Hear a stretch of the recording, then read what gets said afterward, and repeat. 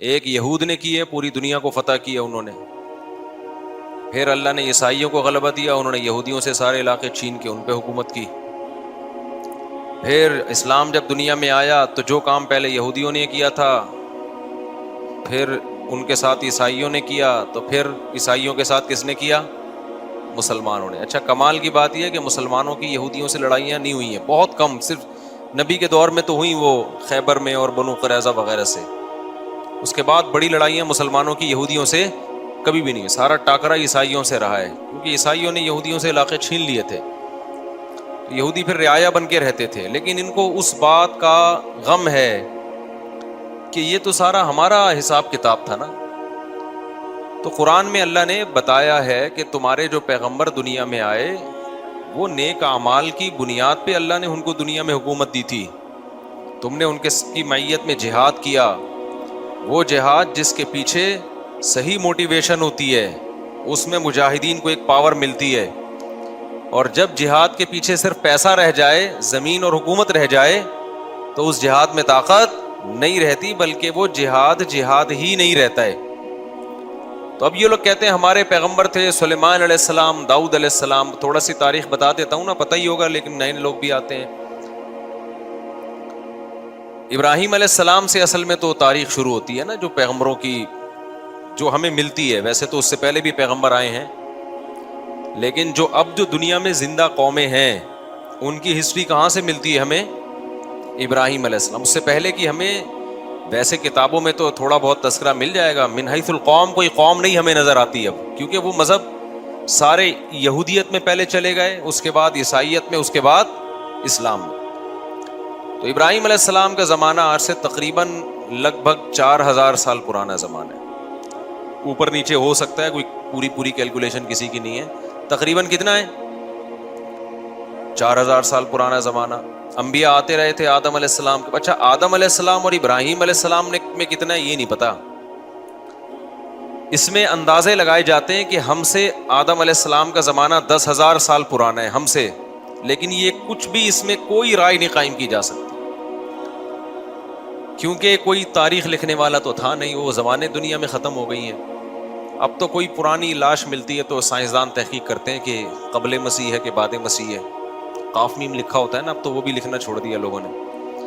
تو وہ اس سے پہلے کی بڑی بڑی تاریخیں. بہرحال تو ابراہیم علیہ السلام وہ نبی ہیں جن کو اللہ تعالیٰ نے بہت زیادہ نوازا تھا، کیونکہ بت پرست قوم کے خلاف کھڑے ہو گئے تھے.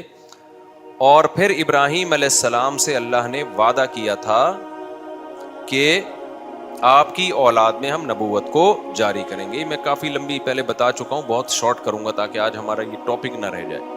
تو ابراہیم علیہ السلام کی اولاد میں حضرت اسحاق علیہ السلام پیدا ہوئے، دوسری زوجہ سے اسماعیل علیہ السلام پیدا ہوئے، اور اسحاق علیہ السلام کی اولاد سے پھر 2 زوجہ تھیں، حضرت سارہ اور حضرت ہاجرہ. تو حضرت ہاجرہ سے نبی صلی اللہ علیہ وسلم پیدا ہوئے 2000 سال کے بعد ان کی نسل میں، یعنی ایک ہی پیغمبر پیدا ہوئے حضرت ہاجرہ سے جو محمد صلی اللہ علیہ وسلم تھے، اور مکہ میں جو ان کی اولاد ٹھہر گئی تھی. اور ادھر جو شام، آپ نا میپ کو پڑھا کریں، میپ کے بغیر بہت سارے قرآن کے واقعات سمجھ میں نہیں آتے. تو مجھے بھی میپ پڑھنے سے سمجھ میں نہیں آتے تھے. جب ٹریولنگ کیے تو ملک بیٹھنا دماغ میں شروع ہے، کون سا کنٹری کدھر کو ہے. بہت سی چیزیں پڑھنے سے نہیں آتی، ٹریولنگ سے آتی ہیں. اب میں حیران ہوتا تھا یہ مسلمان فوجیں یورپ کیسے پہنچ گئی تھی یار اس زمانے میں. اب جب میں خود گیا تو مجھے خیال ہو جب میں پہنچ سکتا ہوں تو فوجیں نہیں پہنچ سکتی کیا خیال ہے. لیکن ہمارا ٹریک تو الگ تھا نا، تو وہ پتہ چلا وہ ادھر سے آئی ہیں، افریقہ کی طرف سے. آپ وہ دیکھیں نا نقشہ تو پتہ چلتا ہے، وہ وہاں سے علاقے فتح ہوتے ہوتے ادھر سے انہوں نے رائٹ پہ، آگے سمندر تھا تو رائٹ پہ ٹرن مارنا پڑا ان کو. رائٹ پہ ٹرن مارا، اٹلی میں گھسے، اٹلی سے آگے پھر جرمنی تھا، فرانس پہ آگے رک گئے تھے، ورنہ فرانس گیا تھا ہاتھ سے. تو وہ پھر آپس میں ہی بغاوت ہو گئی، آپس میں ہی لڑ پڑے تھے، ورنہ یورپ پہ مسلمانوں کا قبضہ ہو چکا ہوتا. تو لندن گیا تھا، صحیح ہے نا، لندن بھی گیا تھا گوروں کے ہاتھ سے. لیکن ہوا یہ کہ آپس میں پھڈا ہو گیا تھا، بغاوت ہو گئی، لڑائیاں ہو گئی 2 کمانڈروں کی. تو یورپ کو پھر چھوڑ دیا، پھر آپس میں الحمدللہ ایسا لڑے. آج تک کیا ہو رہا ہے، اللہ کے فضل سے لڑ رہے ہیں الحمدللہ، ہر سطح پہ لڑ رہے ہیں. اللہ تعالیٰ میاں بیوی گھر میں لڑ رہے ہیں, حکومتیں آپس میں لڑ رہی ہیں, دوست دوست سے لڑ رہا ہے, مذہبی اسکالر آپس میں لڑ رہے ہیں. تو اس لڑائی کی وجہ سے غیروں کا بڑا فائدہ ہے, وہ اتحاد کر رہے ہیں. مختلف ملکوں نے کرنسی ایک ایجاد کر لی, ٹھیک ہے نا, پاسپورٹ کی کوئی پابندی نہیں. یورپ نے ایک یونین بنا لی پوری, یہاں سے یہاں جاؤ کوئی مسئلہ نہیں, ادھر جاؤ ادھر جاؤ سب ہمارا ہے, وغیرہ وغیرہ. خیر, تو ابراہیم علیہ السلام کے جو شام میں جو سلسلہ چلا ہے نا, اچھا آج کا جو شام ہے پہلے اتنا نہیں تھا بلکہ یہ بڑا تھا. تو یہ اس میں فلسطین, اسرائیل, یہ سب علاقے آتے تھے. تو بیت المقدس تھا, وہاں پیغمبروں کا سلسلہ شروع ہوا, ہوتے ہوتے ہوتے آپ کو پتہ ہے کہ اسحاق علیہ السلام کی اولاد میں تھے یعقوب علیہ السلام, ان کا لقب تھا اسرائیل. یعقوب علیہ السلام کا کیا لقب تھا؟ اسرائیل. حضرت اسرائیل جو تھے یعقوب علیہ السلام ان کے بیٹے تھے یوسف. اور یوسف علیہ السلام مصر چلے گئے, سورہ یوسف میں ہے نا واقعہ, وہ ایک بادشاہ بن گئے مصر کے. تو بنی مصر کا نقشہ دیکھیں آپ, سعودی عرب یعنی مغرب کی طرف جہاں سورج یہاں ہے نا سعودی عرب, تو سعودی عرب آئے گا پہلے, اس کے بعد مصر آئے گا, اور رائٹ سائڈ پہ ٹرن ماریں گے تو کیا آئے گا؟ اسرائیل آئے گا, فلسطین آئے گا. تو ایسا نہ ہو نکل جائیں یہاں پہ گدھے پہ بیٹھ کے, ایسے ہی جہاز سے ٹرن مارنا پڑے گا آپ کو. تو مصر میں جو ہے نا یوسف علیہ السلام, وہاں کی حکومت ان کے ہاتھ میں آئی. مصر بڑا زبردست ملک تھا, ایک بڑی تہذیب, مصر کی تہذیب بہت پرانی ہے اور بڑے اسٹیبل لوگ تھے. تو وہاں پر یوسف علیہ السلام کی حکومت قائم ہو گئی. یوسف علیہ السلام بہت اقلیت میں تھے نا, وہ تھوڑے سے بنی اسرائیل آئے تھے, 90 کے قریب ان کا خاندان تھا. یعقوب علیہ السلام نے شادیاں بہت کی تھیں, اولاد ان کے بہت تھی. اب یہ انہوں نے کی تھی, اب آپ ان سے پوچھیں. تو یعقوب علیہ السلام کی اولاد میں برکت بہت ہوئی ہے. اس غم میں بھی انہوں نے شادی کی ہے جب یوسف علیہ السلام بچھڑ گئے تھے, اس دوران بھی انہوں نے نکاح کیا ہے. تو یہ ان لوگوں کے مسئلے نہیں تھے, یہ ہمارے مسئلے ہیں کہ ایکچولی کر کے نا, وہ کہتے بھائی غم بھی ساتھ ساتھ جھیلتے رہو اور شادیاں بھی ہوتی رہیں گی, بچے بھی ہوتے رہیں گے, قحط بھی پڑا, اولاد پھر بھی ہوتی رہی. سمجھتے ہو؟ تو یہاں تک کہ جب یوسف علیہ السلام, یعقوب علیہ السلام مصر گئے ہیں نا, جب پتہ چلا بیٹا بادشاہ بن گیا ہے, تو مولانا عبد الماجد دریا آبادی بڑے عالم گزرے ہندوستان میں, جو دنیاوی علوم کے بھی بڑے ماہر تھے. انہوں نے اپنی تفسیر میں لکھا ہے, وہ خود یعقوب علیہ السلام کی اولاد میں بھی, انہوں نے اپنا پورا نسب بھی بیان کیا ہے کہ ہمارا نسب اتنی پشتوں میں جا کے یعقوب علیہ السلام سے ملتا ہے. تو انہوں نے یہ لکھا ہے, جو بھی ان کی تحقیق ہوگی. تورات انجیل کے بھی بڑے عالم تھے جو مولانا عبد الماجد دریا آبادی ہے نا, انگلش بھی بڑی اچھی تھی. مولانا شلوری تھانوی رحمۃ اللہ علیہ سے غالباً بیت بھی تھے, وہ بیت تھے, تبھی وہ جگہ جگہ شیخ اور مرشد تھانوی کا لفظ استعمال کرتے ہیں. تو دنیاوی دینی دونوں علوم کے بڑے ماہر تھے, بڑی ریسرچ. انہوں نے لکھا ہے کہ 90 افراد تھے یعقوب علیہ السلام کی, صرف بیٹے, بیٹیاں, بہویں, داماد, یہ ملا کے ٹوٹل کتنے تھے؟ 90. ان کے اکلوتے سربراہ تھے. تو یہ 90 افراد ہجرت کر کے گئے ہیں کہاں؟ مصر کی طرف. یہ سارے بنی اسرائیل تھے. سمجھتے ہو گے نہیں سمجھتے؟ جب یہ وہاں گئے ہیں تو اللہ نے ان کو حکومت دی, لیکن تھے منورٹی میں, اقلیت میں تھے. حکومت تو آ گئی, مصر کی خدمت بہت کی, لوگوں میں ان کی عزت, لیکن ظاہر ہے جب آپ اقلیت میں ہوتے ہیں تو آہستہ آہستہ کمزور ہونا شروع ہو جاتے ہیں. غیر قوموں میں حسد ہوتا ہے کہ یہ دوسرے ملک سے آئے ہوئے ہم پہ کیوں حکومت کر رہے ہیں, یہ ادھر سے آئے ہوئے لوگ. اچھا تہذیب ان کی اچھی تھی, مصریوں کو تو غیر مسلم تھے نا, بت پرست تھے وہ, تو بت پرستوں کی ان کے مقابلے میں کیا تہذیب ہوگی؟ پلہ کس کا بھاری تھا؟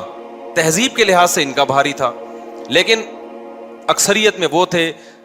تو پھر یہ تھوڑا تھوڑا دین سے دور ہونا بھی شروع ہو گئے. جب دین سے بھی دور ہو رہے ہیں, آپ اقلیت میں بھی ہیں, تو آہستہ آہستہ دوبارہ مصریوں کا غلبہ ہونا شروع, اور قوم پرستی کا نعرہ لگایا گیا. یہ بنی اسرائیلی ہیں, ہم قبطی ہیں, یہ غیر ہیں, یہ حالانکہ ابھی غیر ہیں, لیکن انہیں تمہیں بنایا کتنا ہے؟ تمہارے ملک کو قحط سے بچایا ان لوگوں نے, تمہیں تہذیب سکھائی, تمہیں ایمان دیا. نا یہ قوم پرستی انتہائی غلیظ اور بدبودار نعرہ ہے. کتا گلی میں ایک دوسرے کتے کو برداشت نہیں کرتا, بلی برداشت کر لے گی, بلی تھوڑی سی غیرت مند ہوتی ہے. کتا جو ہے نا اتنا وفادار ہو کے بھی ہے کتا ہی وہ. اسلام یہ نہیں کہتا کہ یہ اتنا وفادار ہے تو اب اس کو کتا مت کہو, کہنا کیا پڑے گا اس کو؟ کتا ہی کہنا پڑے گا. وجہ اس کی ہے کہ اس میں کچھ بہت بری خصلتیں بھی ہیں. آگے وہ ابھی میں خصلتوں پر بیان پہلے کر چکا ہوں, ابھی میں نہیں جاؤں گا اس کی طرف.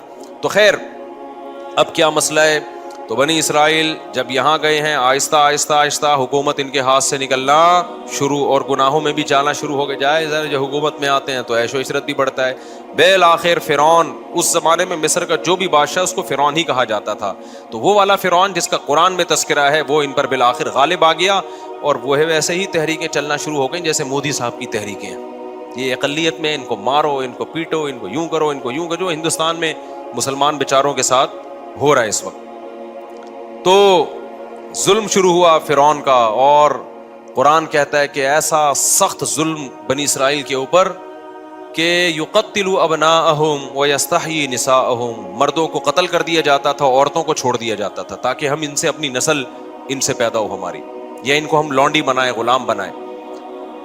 تو فرعون کو کہیں خواب آیا کہ میری, وہ نجومیوں نے نہیں بتایا تھا, نجومی جھوٹ بولتے ہیں, نجومیوں کو کچھ بھی نہیں پتا ہوتا, تو زیادہ راجح بات اس میں یہی کہ خواب آیا تھا فرعون کو, اس کو خواب آیا یا کسی نے ماہرین نے پیش گوئی کی ہوگی کہ لگتا ہے کہ یہ قوم میں لیڈر کی صلاحیت ہے, انہی کا کوئی شخص اٹھ کے تمہارا تختہ الٹے گا, تو تم اتنا ظلم کر رہے ہو نا. تو فرعون نے کیا کیا, ظلم کم کرنے کے بجائے بڑھا دیا. تو اب قرآن میں اس کا تذکرہ اللہ تعالیٰ نے سورہ قصص میں ذکر کیا ہے, وہ میں انشاءاللہ بعد میں یہ 21ویں رات سے جو ہے نا, جب دوسرے لوگ بھی آ جائیں, اعتکاف والوں کی تعداد بڑھ جاتی ہے, تو کچھ مضامین ان کے لیے رکھے ہوئے. تو بالآخر موسیٰ کلیم اللہ پیدا ہوئے, اور اللہ نے موسیٰ علیہ السلام کو فرعون کے محل میں بلایا, اور پھر موسیٰ علیہ السلام کو نبوت ملی, اور پھر بالآخر فرعون کو اللہ تعالیٰ نے دریا میں غرق کر دیا, اور فرعونی کیا ہو گئے, ایک بھی بندہ نہیں بچا, سارے ہی مار دیے اللہ تعالیٰ نے, ٹھیک جتنے بھی تھے. بنی اسرائیل کو نجات ملی, اور قرآن ان کی تعریف کرتا ہے بما صبروا, اس لیے کہ بنی اسرائیل نے موسیٰ کا ساتھ دیا تھا اور صبر کیا تھا انہوں نے, لیکن تھے بہرحال نالائق, صبر بھی کرتے تھے, تکلیفیں بھی دیتے تھے. پھر بنی اسرائیل کو حکم ہوا کہ اب تو تمہارا اصل وطن ہے فلسطین, ارض شام, وہاں تم موسیٰ علیہ السلام کی قیادت میں اب جہاد کرو. یہ تو اللہ نے فرعون کو خود ہی ٹھکانے لگا دیا, اب ہر جگہ اللہ خود سے کام نہیں کرے گا, کچھ تم کو بھی تلوار اٹھا کے کرنا پڑے گا. یہاں تو ویسے بھی ان کے پاس طاقت ہی نہیں تھی, منورٹی میں تھے نا, کیا لڑتے یہ. تو بنی اسرائیل نے کہہ دیا ہم نہیں جائیں گے, اذهب انت وربک فقاتلا, کیونکہ غلامی میں اتنا عرصہ گزار چکے تھے کہ ذہن کیا بن گیا تھا, غلام. آپ اگر غلام بنے رہو نا کچھ دن تک, تو آپ کا دماغ میں مینٹل لیول کیا ہو جاتا ہے. جو لوگ بچوں میں زیادہ رہتے ہیں نا, تھوڑے دنوں میں بچکانہ حرکتیں شروع کر دیتے ہیں. صحبت کا بہت گہرا اثر ہوتا ہے, خوب سمجھ لو. اگر آپ پڑھے لکھے لوگوں میں بیٹھو گے تو آپ کیا بن جاؤ گے, سنجیدہ, سیریس ہو جاؤ گے. آپ اگر ہر وقت مسخروں کے ساتھ بیٹھو گے تو چھچھورے بن جاؤ گے. آپ سنجیدگی آپ میں سے ختم ہو جائے گی. آپ علماء, بزرگوں, صلحاء کے ساتھ بیٹھو گے, اللہ کی محبت آپ کے اندر پیدا ہو جائے گی. دنیا پرستوں میں ہر وقت بیٹھو گے جو ہر وقت مال و دولت کی باتیں کرتے ہیں, اتنی گاڑی, اتنے پیسہ, بحریہ ٹاؤن, فلانا, آپ کی نظر میں دنیا کی ہوس اور لالچ پیدا ہو جائے گی. یہ انسان کی نیچر ہے. تو اچھے لوگوں کے ساتھ بیٹھا کرو. سمجھتے ہو آج ہمارا مرغا مرغی جو ہے نا, ایک دیسی ہے وہ ہر وقت دہشت گردی. ایک فینسی بھی ہمارے پاس تھائی لینڈ کی نسل, وہ مرغا بھی بڑا تمیز کا اور مرغی بڑی تمیز کی. ہمارے ایک پٹھان دوست ہیں, آج ان کو میں لے کر گیا اپنے پنجرے میں, انہوں نے کہا ان پورے پنجرے میں نا آپ کے کیج میں پڑھے لکھے یہی لگ رہے ہیں, یہ دو مرغے. مجھے ان کا تبصرہ بڑا اچھا لگا. انہوں نے کہا یہ جو مرغا مرغی ہے نا, اس پورے پنجرے میں مجھے صرف یہ دو پڑھے لکھے لگ رہے ہیں, باقی سارے ان پڑھ اور جاہل. وجہ اس کی ہے کہ وہ ہر ایک دوسرے کو جب کوئی موقع ملے, وہ کوئی نیا بندہ آئے اس کو چھیڑ رہا ہے. وہ کہا پڑھے لکھے صرف یہ لگ رہے ہیں. میں نے کہا یہ پٹ رہے ہیں سب سے زیادہ یہاں پہ. اچھا خیر, تو میں نے کہا اب یہ پڑھے لکھے ہیں, یہ بھی ان کے ساتھ رہ کے ان پڑھ نہ بن جائیں. تو اب مسئلہ کیا ہے, تو اللہ تعالیٰ نے بنی اسرائیل کو حکم دیا, بنی اسرائیل نے جہاد نہیں کیا, اللہ کو غضب آیا, اور موسیٰ علیہ السلام نے بد دعا بھی کی, اور اللہ نے کہا یہ زمین ان پر حرام ہے. 40 سال تک وادی تیہ میں اسی طرح سے یہ تڑپتے رہیں گے. 40 سال تک. وہیں موسیٰ علیہ السلام کا انتقال بھی ہو گیا, اور وہ 40 سال تک وادی تیہ میں بہکتے رہے. پھر اس کے بعد نئے پیغمبر آئے, اور پھر اس کے بعد نئے پیغمبر کی معیت میں انہوں نے جہاد کیا. جب انہوں نے جہاد کیا تو قرآن نے اس کا بھی واقعہ اللہ تعالیٰ نے قرآن میں بیان کیا ہے سورہ بقرہ میں. تو جب ان کا جہاد ہوا ہے نا, تو ان کی فوج, ان کے جو کمانڈر تھے ان کا نام تھا طالوت. وہ پیغمبر ہی نے ان کو بنایا تھا کمانڈر. وقت کے نبی نے, لیکن وہ غریب تھے. بنی اسرائیل نے اس پہ بھی اعتراض کیا, غریب آدمی ہمارا امیر کیوں بن رہا ہے؟ تو ان کو بتایا گیا بھائی اس کے پاس نالج زیادہ ہے اور صحت اچھی ہے. کمانڈر کے لیے پیسہ ہونا ضروری نہیں ہے, نالج, جنگ لڑنے کا تجربہ زیادہ ہو. دیکھو اللہ تعالیٰ دنیا کو اسباب سے چلاتے ہیں. علماء نے بیان کیا ہے جنگ کے کمانڈر بنانے کے لیے یا ملک کا صدر وزیر اعظم بنانے کے لیے دو بندے ہیں آپ کے پاس. ایک بہت نیک ہے, نالج اور تجربہ نہیں ہے اور اس کو پتہ نہیں ہے کیا کرنا ہے, اور ایک برا ہے لیکن اس کے پاس ایکسپیرینس ہے, صلاحیت ہے. تو برے کو بنایا جائے گا, نیک کو نہیں بنایا جائے گا. بات نہیں آ رہی سمجھ میں؟ جب میں یہ بات لوگوں کو بتاتا ہوں, لوگ کہتے ہیں یار یہ کیا بات ہے, تقوی کی تو بڑی اہمیت ہے. میں ان سے کہتا ہوں مجھے ایک بات بتاؤ, آپ جب گھر میں ڈرائیور رکھتے ہو گاڑی چلوانے کے لیے, ایک بندہ ہے تہجد گزار ہے, تبلیغ سے حضرت جیسے 4 مہینے لگا رہے ہیں ماشاءاللہ, کتنے وقت کے لیے نکلے ہوئے ہیں حضرت آپ؟ سالانہ چلہ, ماشاءاللہ ماشاءاللہ. تو وہ بھی سالانہ چلے کے لیے نکلا ہوا تھا, ابھی تازہ تازہ چلہ لگا کر آئے, لیکن وہ گاڑی چلانی نہیں آتی. دوسرا گٹکا بھی کھاتا ہے, پان بھی کھاتا ہے, چرس بھی پیتا ہے, لیکن گاڑی چلانا اس کو آتی ہے. تیسرا کوئی آپشن آپ کے پاس نہیں ہے, تو ڈرائیور کس کو بناؤ گے آپ؟ نیک کو تھوڑی بناؤ گے. بولا کہ بھائی تو بہت نیک ہے لیکن جو کام تجھے دیا جا رہا ہے تجھ میں اس کی صلاحیت نہیں ہے. ہاں نیک ہونا, دونوں ڈرائیور اگر ڈرائیور ہیں پھر جو نیک ہے اس کو ترجیح دی جائے گی. پھر دیکھا جائے گا یار اس کا 4 مہینے لگے ہوئے, اس کے نہیں لگے, تو میں کم از کم اگر کسی کو ڈرائیور رکھوں گا تو میں 4 مہینے والے کو ترجیح دوں گا, یار یہ ڈرائیور بھی ہے اور نیک بھی لگ رہا ہے, یہ ذکر اذکار کرے گا فارغ وقت میں, گانے نہیں سنے گا گاڑی میں بیٹھ کے, چرس نہیں پیے گا. سمجھتے ہو کہ نہیں سمجھتے؟ تو ہمیشہ کام اس کے سپرد کیا جاتا ہے جو کام کا اہل ہو.